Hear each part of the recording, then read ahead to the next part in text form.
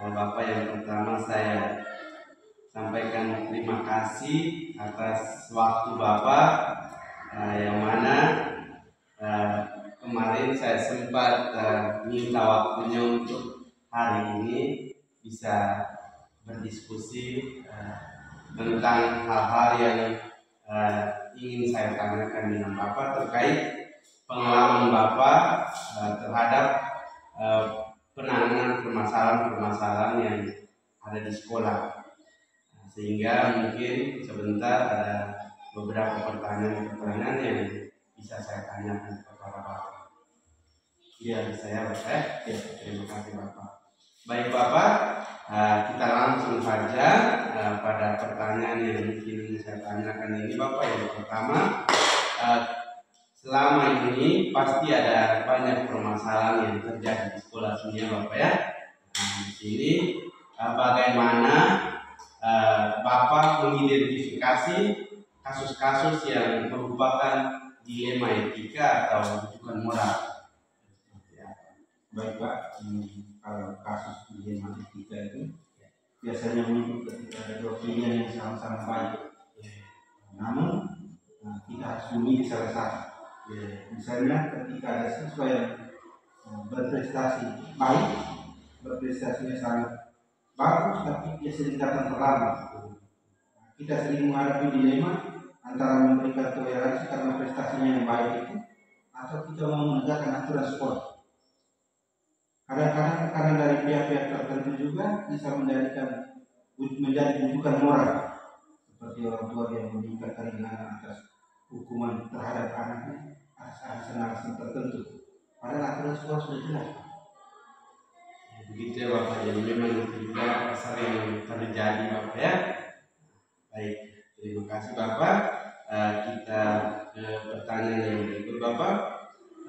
Kira-kira bagaimana Bapak menjalankan keputusan di sekolah ini, terutama untuk kasus di mana ada dua kepentingan yang sama-sama benar? Kira-kira sejauh ini seperti apa? Biasanya kita mencoba untuk melibatkan semua pihak yang terkait. Jadi kita ada orang tua, guru, siswa, komite di sekolah dan juga pihak terkait lainnya untuk berdiskusi bersama, untuk memahami situasi dari berbagai sudut pandang. Jadi kita butuhkan transparansi dan dialog terbuka. Dan ini menjadi kunci agar keputusan yang kita ambil itu bisa diterima oleh semua pihak. Baik, Bapak ya. Jadi seperti yang Bapak sampaikan tadi, transparansi ya Bapak, Bapak melakukan dialog bersama. Ya, baik Bapak. Selanjutnya kira-kira langkah-langkah atau prosedur seperti apa yang biasa Bapak lakukan selama ini? Prosedur yang biasa kita lakukan di sini, yang pertama itu kita selalu kumpulkan informasi sebanyak mungkin. Lalu kita bicara dengan guru, siswa, dan kadang-kadang pihak-pihak lain yang mengetahui kasus tersebut. Lalu kita menganalisa dampak dari setiap pilihan, baik untuk siswa maupun untuk komunitas sekolah secara keseluruhan. Setelah itu kita putuskan langkah terbaik dengan mempertimbangkan prinsip yaitu seperti prinsip keadilan, empati, dan profesionalisme. Baik Bapak, jadi saya lihat Bapak sudah melakukan hal itu secara profesional. Berikutnya Bapak, kira-kira hal-hal apa saja yang selama ini Bapak anggap efektif dalam pengambilan keputusan pada kasus-kasus seperti dilema etika yang seperti Bapak sampaikan? Jadi keterlibatan semua pihak itu sangat membantu. Ketika semua orang merasa didengar, keputusan biasanya lebih diterima. Selain itu, kita juga melakukan evaluasi dan refleksi setelah keputusan diambil juga sangat efektif. Jadi dengan itu kita bisa belajar dari pengalaman sebelumnya. Di sini keterlibatan semua pihak ya, Bapak. Bapak, berikut hal-hal apa saja yang selama ini pasti ada tantangannya Bapak ya. Kira-kira yang merupakan tantangan dalam ketika pengambilan keputusan yang Bapak lakukan itu pada kasus-kasus di Himatika itu seperti apa saja? Biasanya tantangan utama itu karena dari pihak keluarga, seperti orang tua atau lingkungan masyarakat. Ini kalau orang tua dan lingkungan masyarakat ini biasanya mereka seringkali memberikan tuntutan moral, misalnya dengan meminta pengecualian terhadap anak mereka. Karena tadi sudah saya jelaskan bahwa aturan sekolah itu sudah jelas, dan ini membuat kita harus tegas, namun tetap berempati agar bisa menyeimbangkan keadilan dan kebijakan sekolah. Selanjutnya Bapak, tadi Bapak sudah sampaikan bagaimana tantangannya. Di sini Bapak, sejauh ini apakah Bapak memiliki sebuah tata cara atau jadwal tertentu dalam penyelesaian kasus di Himatika? Kira-kira Bapak membuat jadwal atau seperti apa? Biasanya kita tidak menunda kasus seperti ini. Jadi kita berusaha sebisa mungkin menyelesaikan di tempat. Terutama jika situasinya mendesak. Namun kita perlu waktu lebih, kita memahami konteks secara penuh. Jadi kita akan menjadwalkan pertemuan lanjutan dengan semua pihak yang terlibat. Jadi kalau misalkan kasusnya itu istilahnya tidak terlalu besar, tidak terlalu melibatkan banyak orang, berarti langsung. Tapi kalau memang itu masalahnya butuh pihak lain lebih banyak, maka biasanya Bapak Bapak, selanjutnya Bapak, kira-kira kan adakah seseorang atau faktor-faktor yang mungkin mempermudah Bapak dalam pengambilan keputusan? Artinya di sini membantu Bapak dalam proses pengambilan keputusan itu kira-kira ada di rumah? Itu ada. Kita pasti kerjasama dengan guru dan bimbingan dari kepala sekolah itu sangat membantu. Kita juga sering berdiskusi dengan Kak Sejawat untuk mendapat perspektif lain yang mungkin belum kita pertimbangkan. Jadi kita membutuhkan pihak lain seperti rekan-rekan dan juga stakeholder yang lain untuk bagaimana mendengarkan sudut pandang negara Bapak ya. Itu kita sangat penting. Kita bisa mengambil sebuah keputusan yang baik.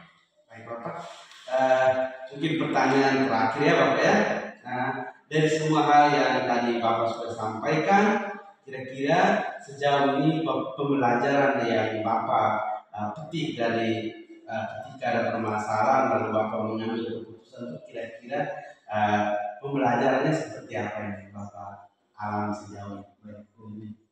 Kita belajar, saya belajar bahwa tidak ada keputusan yang sempurna, tapi kita harus mengutamakan keadilan dan kebaikan untuk semua pihak. Semua pihak itu merasa puas. Jadi kita harus laksanakan terus menerus. Juga penting agar kita bisa belajar dari kesalahan dan memperbaiki proses pengambilan keputusan ke depan. Jadi inti dari Bapak punya pembelajaran dan semua kasus ini adalah Bapak mengatakan bahwa tidak ada pengambilan keputusan yang sempurna, tetapi paling tidak keputusan yang diambil itu bisa memberikan semua pihak merasa puas. Bapak, saya mengucapkan terima kasih banyak untuk pengalaman yang dibagikan kepada saya. Hal ini juga menjadi pembelajaran untuk saya. Sekali lagi saya ucapkan terima kasih untuk waktunya. Ya, Bapak mungkin ada hal-hal yang tidak berkenan tadi Bapak, saya mohon maaf. Saya juga sampaikan terima kasih dan mohon maaf apabila saya harus menggunakan waktu. Terima kasih. Selamat pagi.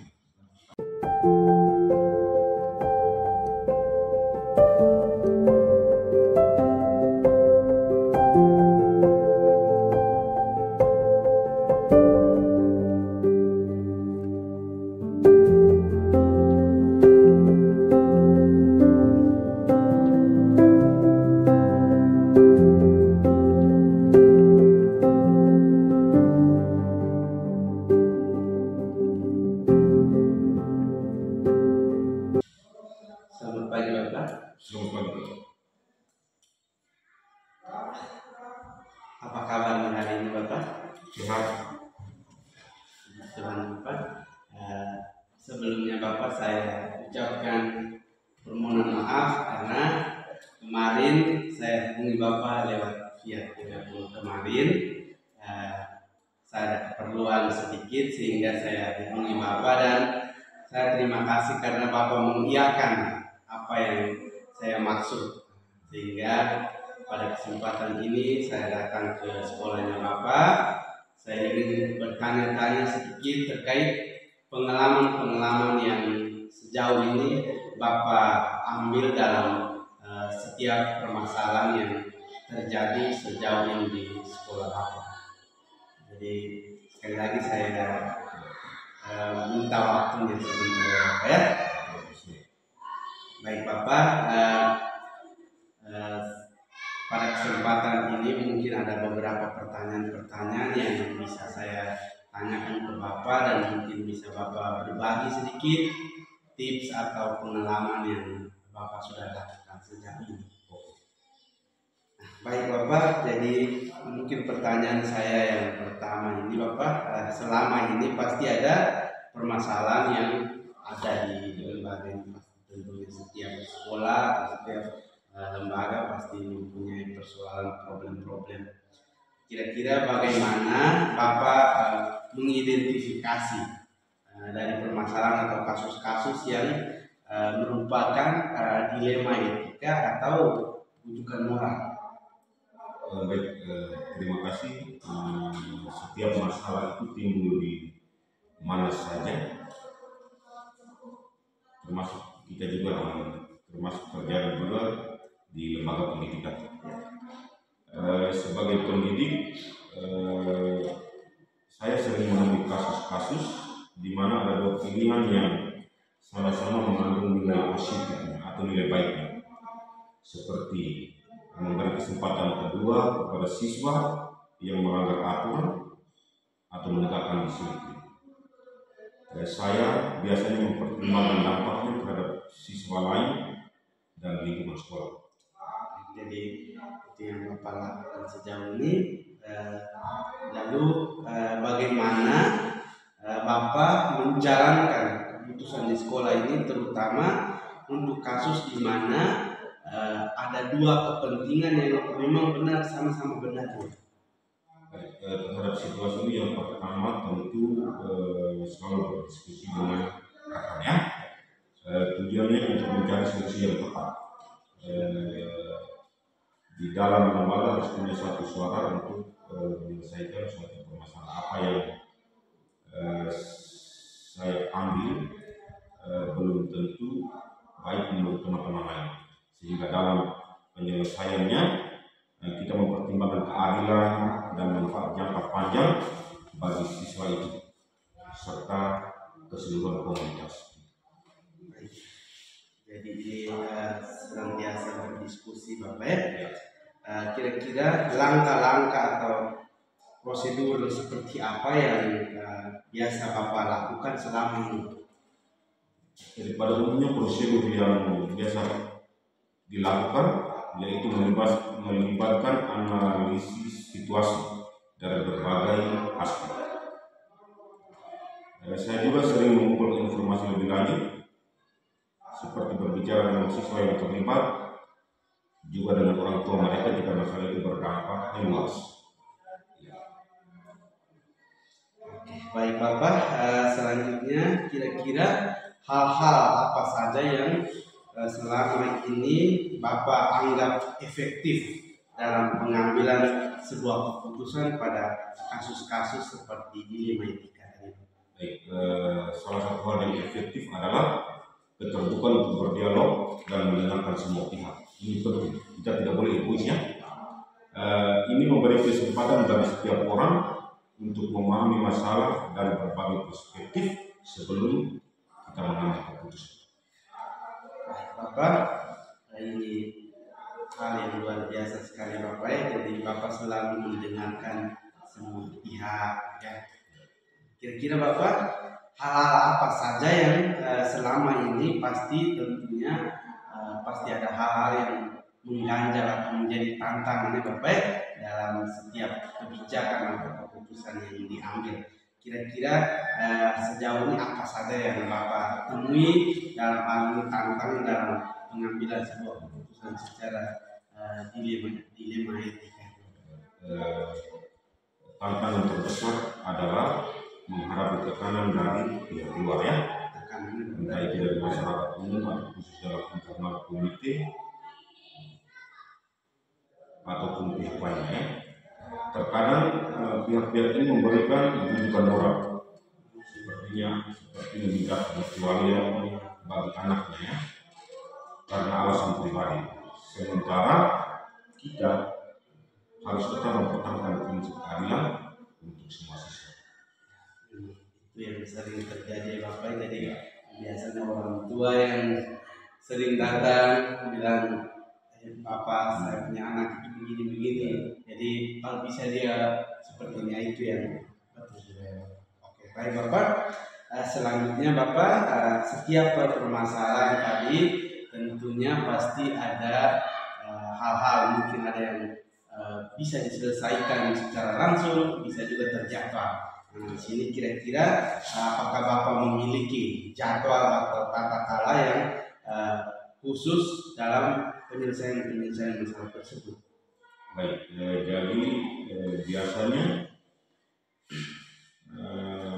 untuk menyelesaikan kasus harus sesegera mungkin. Tetapi jika masalah itu kompleks, ya sesegera mungkin. Tetapi jika masalah itu kompleks, saya biasanya mengatur pertemuan lanjutan dengan semua pihak yang terlibat agar keputusan yang diambil lebih matang, terfokus, terencana dan biasanya kalau hal-hal yang mungkin tidak terlalu melibatkan banyak orang, Bapak langsung kalau memang hal besar, Bapak selalu melibatkan dan membuat waktu khusus. Terima kasih Bapak. Kita ke pertanyaan mungkin lagi satu dua pertanyaan lagi. Di sini Bapak mungkin apakah ada faktor-faktor atau orang-orang yang di sekeliling Bapak yang mempermudah atau membantu Bapak dalam pengambilan keputusan ini? Apakah ada atau seperti itu? Dari lembaga pendidikan itu terdiri dari komunitas-komunitas ya, dari siswa maupun guru. Dalam menghadapi masalah, kita harus mengambil keputusan yang tepat. Nah, dalam mengambil keputusan ini kita membutuhkan dukungan dari tim guru. Masukan mereka tentu sangat membantu kita, terutama dalam mempertimbangkan pilihan yang adil, juga bijak. Saya sering berbagi pengalaman dan saran dalam menyelesaikan kasus-kasus, apalagi di kita. Baik, luar biasa sekali. Baik Bapak, mungkin ini pertanyaan saya yang terakhir Bapak. Kira-kira dari hal-hal yang Bapak sampaikan tadi, dari bagaimana Bapak mengambil keputusan dan juga kebijakan dalam kasus-kasus seperti di lima tingkat tadi, kira-kira adakah pembelajaran yang mungkin bisa dipetik dari pengalaman yang Bapak lakukan sejauh ini? Jadi poin penting dari pengambilan keputusan itu yang pertama tentu tidak memuaskan semua keputusan apapun, pasti tidak memuaskan semua orang. Ada pihak yang mendukung, ada pihak yang tentu kontra. Dari semua yang telah saya sampaikan ini, kita harus belajar bahwa tidak ada solusi yang benar-benar sempurna. Tetapi yang terpenting adalah dalam pengambilan keputusan itu kita harus mempertimbangkan nilai-nilai keadilan, empati, dan juga menghargai perspektif orang lain dalam pengambilan keputusan itu. Jadi di sini Bapak punya hal yang luar biasa sekali ya. Dari itu Bapak sudah melihat bahwa tidak ada pengambilan keputusan yang memang benar-benar sempurna, tapi tentunya dari apa yang saya simak Bapak mengatakan bahwa tentunya kebijakan atau keputusan itu juga kita melihat dari berbagai sudut pandang yang mana bisa memberikan rasa puas juga terhadap pihak-pihak yang bermasalah. Mungkin itu saja Bapak, beberapa hal yang saya tanyakan untuk Bapak. di akhirnya Bapak, saya sekali lagi mengucapkan terima kasih untuk waktunya, dan juga saya mohon maaf karena saya meminta Bapak punya waktu dalam kesibukan Bapak punya. Jadi ya, dari lubuk hati saya sekali lagi mengucapkan permohonan maaf dan terima kasih untuk waktunya Bapak. Terima kasih juga, salam dan bahagia. Terima kasih Bapak.